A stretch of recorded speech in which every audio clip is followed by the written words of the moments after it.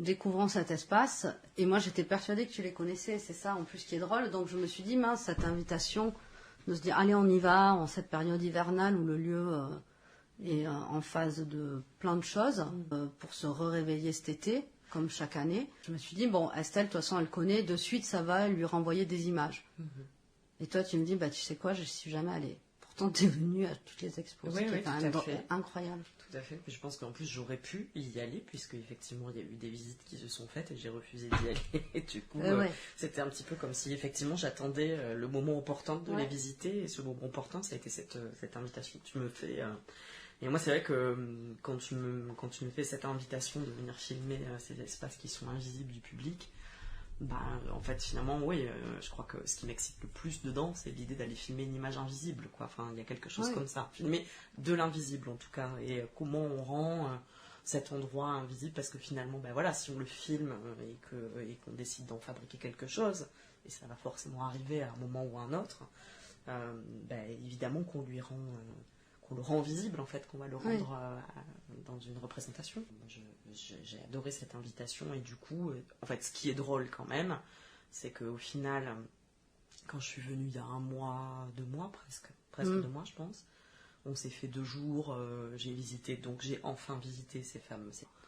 Et puis l'hiver... on s'est fait une rencontre, voilà, c'était une rencontre aussi un peu informelle malgré tout, c'était une visite, c'était un premier échange, et puis un premier oui. Puis juste une envie, en fait. Mais enfin, voilà.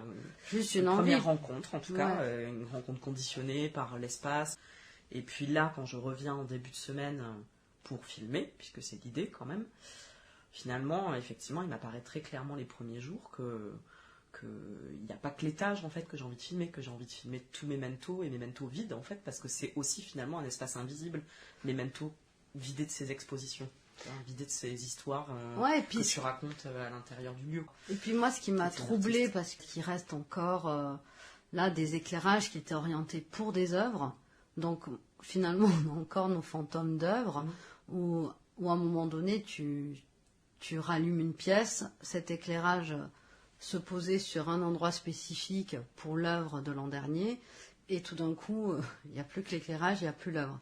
Moi, je sais qu'elle existe. Toi, tu sais aussi qu'elle existe, tu es venu en tant que visiteur. Mais tout d'un coup, ça vient, là aussi, dérégler, parce que tu viens recapter autre chose, parce que tu vis avec ça. Donc, c'est que des allers-retours, en fait, sur presque émotif. Moi, en tout cas, ce que je trouve assez nourrissant, ou en tout cas excitant ou riche, c'est cette idée à un moment donné de prendre possession de ce lieu où on se disait qu'il est bizarrement très domestique pour un lieu d'expo, de par son architecture, mais aussi son âme.